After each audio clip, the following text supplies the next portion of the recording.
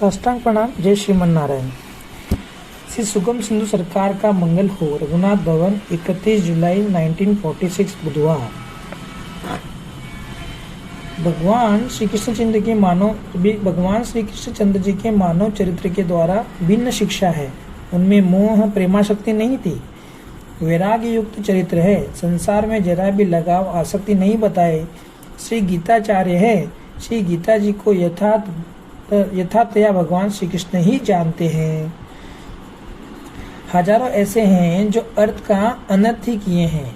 अनुभव ज्ञान तो जरा भी नहीं है और लल्ला लुल बुद्धलाल जी की टीका लिख रहे हैं। यह तो आत्महत्या का काम करते हैं। स्त्री रूप प्रकट माया ही है। स्त्री और रुपया में प्रकट माया ही है। जंगल और पहाड़ों में मुनिजन तपयोग करते हैं तो वहीं पर स्त्री रूपी माया अप्सरा बनकर पहुंच जाती है और बड़ा विघ्न करती है। लोगों के घरों में स्त्रियों के कारण से ही बाप बेटा और भाई भाई में बेर विरोध होता है। आपस में सब एक दूसरे से के शत्रु बन जाते हैं। श्री विरजा जी के तट तक श्री माया जी का विचित्र प्रभाव है। श्री विरजा स्नान पर ही माया जी के झपेटे से बचा जा सकता है। सत्संग कथा सुनने से तो मन हट जाता है, परंतु उस स्त्री और रुपये से मन नहीं हटता। विचित्र मोहन शक्ति है।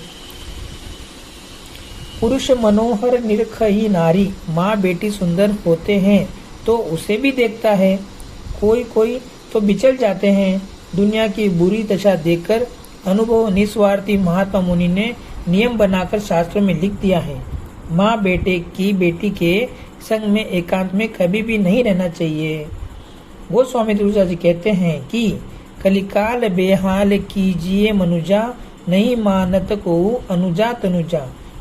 छोटे भाई की स्त्री से और बड़े भाई की स्त्री से तो बहुत पाप का संबंध फैला है। इन सब दुखपूर्ण प्रसंगों को कहाँ तक हम कहें। लोग एकदम पाप मार्ग में चल रहे हैं, पर स्त्री से व्यभिचार तो आजकल सामान्य बात हो गई है। तो धर्माचरण में लगना होगा। जब माया देखती है कि ऐसे परमात्म पद पर कोई जा रहा है तो उस महात्मा को भ्रष्ट करने का प्रबल प्रयत्न करती है।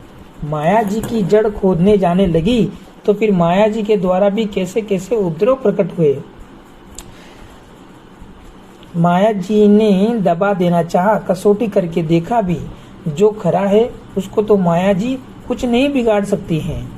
जो खरा है उसको तो माया जी परम सहायक होती है। सदा ही ध्यान कर चलना है, गफलत नहीं करना है।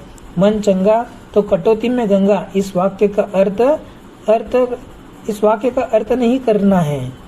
इंद्रियों के विषय बड़े प्रबल हैं, बड़े ज्ञानी भी हार जाते हैं। आँख तो रूप चाहती है, चाहे भंगी हो या ब्राह्मण। कामिक को कुछ भी नहीं समझता है। मर्यादा नियम के अंदर ही रहना चाहिए।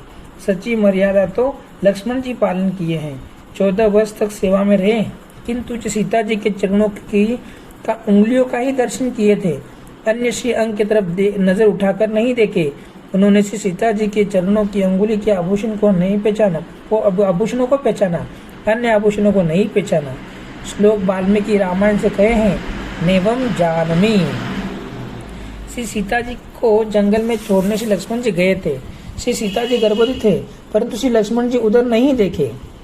आगे पुत्र परिवार में भी मोह करना बड़ा खतरनाक है। बालक को सदा गोद में लिए रहना, दुलार करना भी धोखे का काम है। सब कुछ परमात्मा का है ऐसा समझ करके करते हो मात्र पालन करना।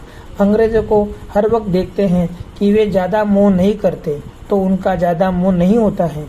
उनके बालक का पालन पोषण उनके नौकर ही करते हैं। उनका इस अंश में अच्छा बर्ताव होता है।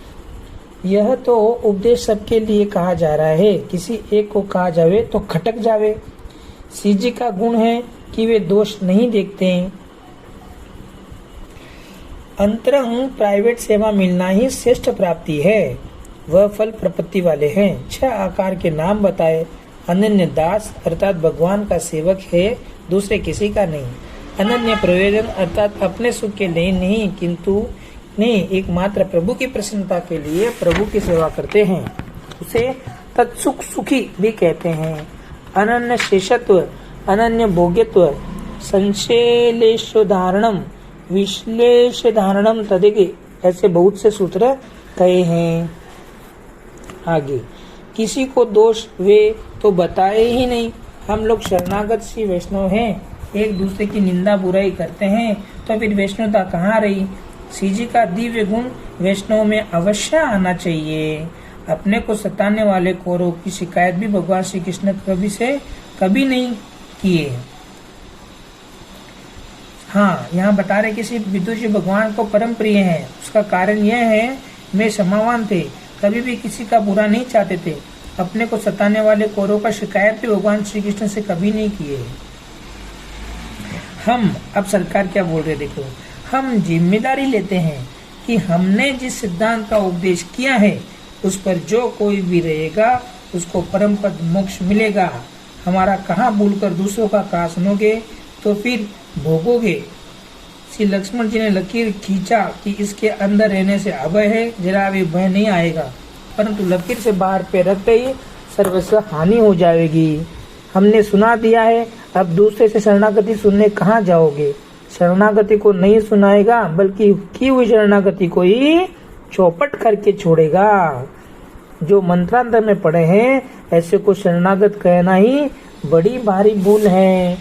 सामान्य वैष्णव का सहवास नहीं करना, ऐसी आज्ञा श्री रामानंद स्वामी जी किए हैं। उपायंतरी और देवतांतरी से सदा दूर ही रहना। हम तो बराबर समझा कर कहते हैं कि प्रहलाद तथा श्री मीरा जी के समान दृढ़ता तथा अनन्यता रखना जरूरी है। जो कुछ सुना है उसी पर निष्ठावान बनकर सदा रहिए, तो अवश्य डंका घोष परम पद मिलेगा, अवश्य विजय होगी। तो इस आज के प्रवचन में, आज के कालक्षेप में सरकार ने अपने को गारंटी लिख कर दे दी है कि हम जिम्मेदारी लेते हैं कि हमने जिस सिद्धांत का उपदेश किया है उस पर जो कोई भी रहेगा उसको परम पद मोक्ष मिलेगा ही मिलेगा। अस्मद्गुरुभ्यो नमः। श्रीमते रामानुजाय नमः।